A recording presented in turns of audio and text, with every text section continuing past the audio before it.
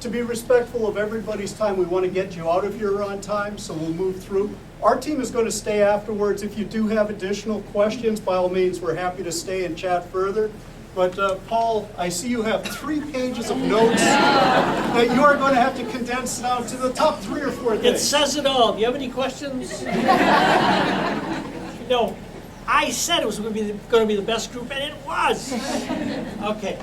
There was a lot of talk about the parallel tracks of the integrated day and the contemporary program, and how important it is to everybody who spoke up that it be maintained.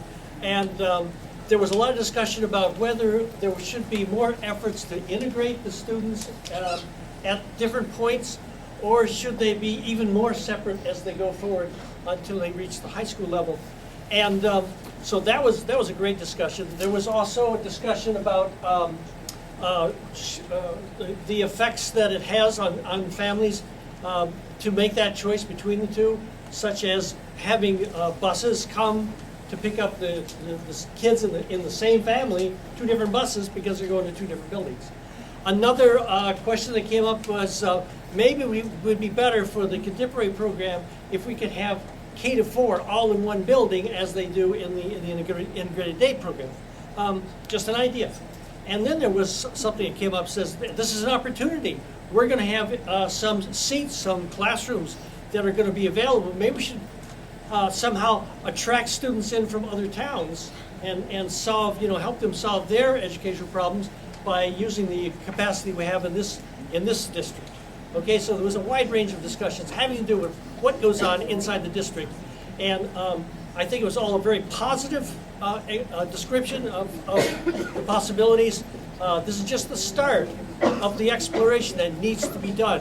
So keep the discussion going as we go forward. Thanks, Paul, and that's an excellent point. This is the beginning of an exploration. It's certainly our chance to listen and come to understand, but it's an ongoing discussion that'll go on over the next several months. Catherine Miller was over with the kids breakout session over in 108. Catherine? Yes, we had a fantastic crowd. We had 13 students and represented schools from Lyman all the way through the high school. Brewster Memorial were represented. And there was a general consensus that the assembly rooms were very much liked, and the kids were excited to assemble in the music rooms, the library, and the gym. The gym was a very big draw for the kids. And there was some interesting feedback on the Strong School in particular.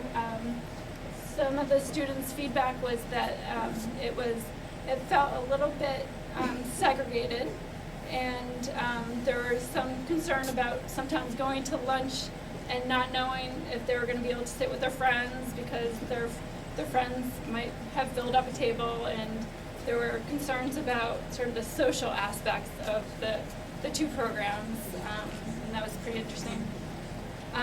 Also, some of the spaces are a little bit tight, and classroom space and narrow hallways, and a little tough to circulate from classroom to classroom during passing time. Lockers are always a struggle to negotiate. But in general, and there was also a comment that one of the students said that he wished there was more opportunity to the football teams and the soccer teams they share a field, and they wish there was more football field to play. So, but it was wonderful feedback, and the kids were very engaged. Thanks, Catherine. Here in this quarter, we had a discussion relative to the containers. I see it's right on 8:30 at the moment, so I'm going to make this very brief. We found it fell into a couple overall categories. One discussion topic that came up right at the outset was the question of security. How well is security being addressed currently within the buildings?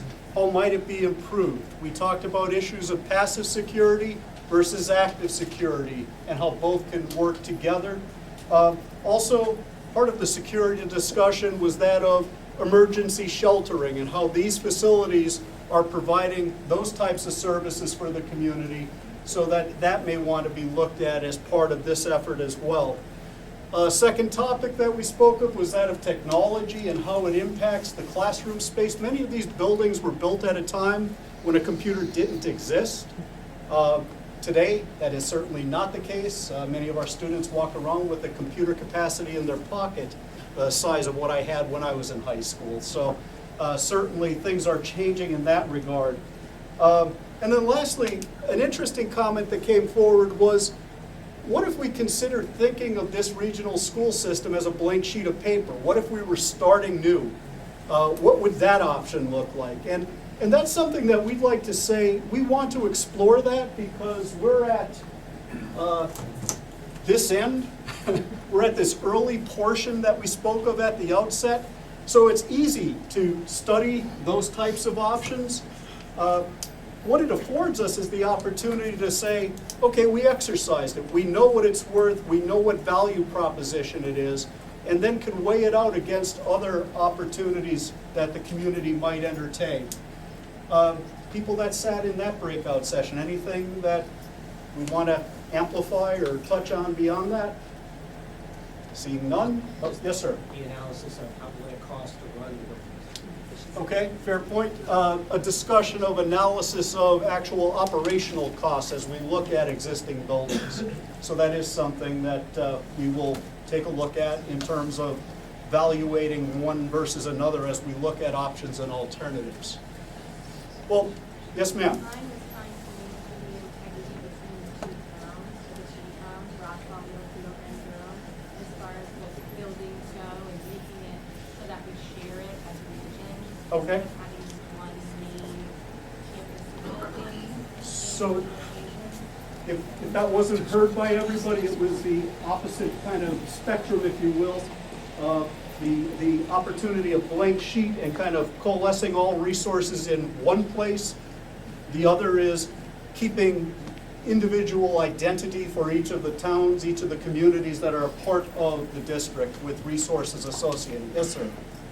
One of the things that was spoken about in that session over there that wasn't summarized there that I think is very important is when we're talking about decreased enrollment was looking at seeing that as an opportunity for maintaining smaller class sizes rather than each time a teacher retires just transitioning those children into other classes and making classes of 20 or more, which really isn't what a lot of us moved to this town for. Okay. So that'll be, yes, ma'am? Oh, I'm sorry. And another point that was brought up in the current section that we didn't get to, there was a gentleman, and I'll just kind of rephrase it, there was a lot of concern about possibly like a closure of a school only to then at some point later on have to spend a lot of resources and money in reopening it. I believe this town went through that with Brewster many years ago, and I had grown up in Wallingford, and we went through the same thing there. Sure. So weighing out that discussion of a closure of a building with the idea of if an uptick in the future happens, what's the opportunity for handling that additional capacity? What has to be weighed against that is the carrying cost of the facility over time where it might be underutilized. Well, and I think there was a lot of concern about basing these decisions off of data that changes and fluctuates a lot. Okay. Well, we'll carefully take a look at that relative to the enrollment projections that are identified. What I'd like to do, we're about 5 minutes beyond our stopping point. As I said, our team is going to stay afterwards. We're happy to entertain any additional questions or further discussion, but I wanted to thank you all for coming and sharing your thoughts and your comments with us. We will have another